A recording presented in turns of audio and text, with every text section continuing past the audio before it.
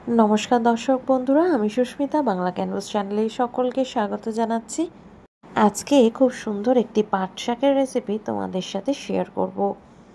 এইভাবে যদি পাট শাক ভাজি করা যায় তাহলে কিন্তু এর স্বাদটা মুখে লেগে থাকে, কোনোদিনই আপনারা ভুলতে পারবেন না। তো তার জন্য প্রথমেই কড়াইতে আমি সাদা তেল দিয়ে দিয়েছি কিছুটা পরিমাণে, আর সেটা গরম হতে এর মধ্যে কিছুটা পরিমাণে বড়ি ভেজে নিচ্ছি। বড়িটাকে একদম লো টু মিডিয়াম ফ্লেমে হালকা আছে আমি এইভাবে নাড়াচাড়া করে নিচ্ছি। দেখুন কালারটা হালকা চেঞ্জ হয়ে গেছে। এবার বড়িটা আমি একটা পাত্রে তুলে নিচ্ছি।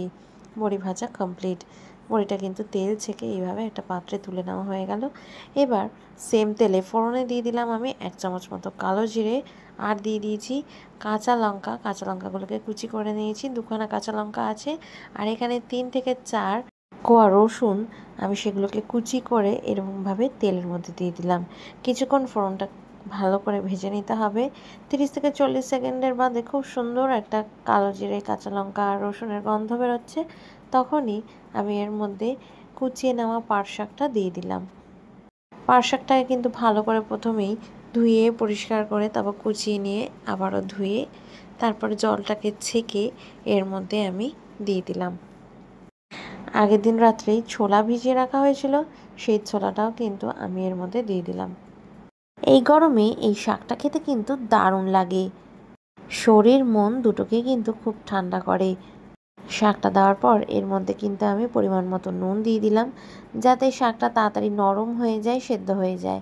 এবার নুন আর এই ছোলাগুলো দিয়ে ভালো করে শাকটাকে নাড়িয়ে চাড়িয়ে এটাকে ঢাকা দিয়ে রান্না করব, যাতে সমস্তটা নরম হয়ে যায়। এই শাকটা রান্না করতে কিন্তু একদমই বেশি সময় লাগে না। এরমভাবে নাড়তে চাড়তেই কিন্তু এটা তাড়াতাড়ি হয়ে যায়, আর খেতে হয় দুর্দান্ত। এইভাবেই সামান্য পরিমাণে হলুদ গুঁড়ো আমি দিয়ে দিলাম। হলুদটা অবশ্যই দেবেন। এইভাবে হলুদ গুঁড়োটা দিয়ে ভালো করে নাড়িয়ে চাড়িয়ে নিচ্ছি।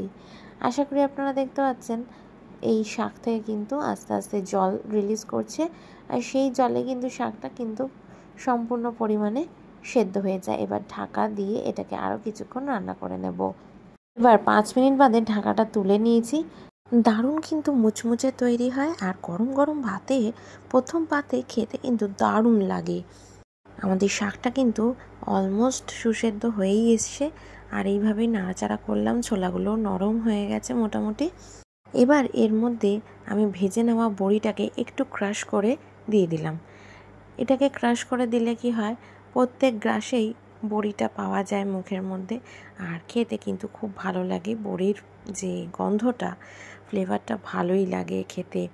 সমস্তটাকে মিক্স করে নিলাম এইভাবে। এবারে গরম গরম পাতে আমি এটাকে সার্ভ করব, আর এখন এটাকে একটা প্লেটের মধ্যে সার্ভ করে আপনাদের দেখাচ্ছি। আজকের রেসিপিটা যদি ভালো লাগে বন্ধুরা, অবশ্যই কিন্তু কমেন্টসে জানাতে ভুলবেন না। ভালো লাগলে লাইক করবেন, আর চ্যানেলে নতুন বন্ধু হলে অবশ্যই সাবস্ক্রাইব করবে। পাশে থাকা বেল আইকনটা প্রেস করবে নতুন ভিডিওর আপডেটসের জন্য। টাটা।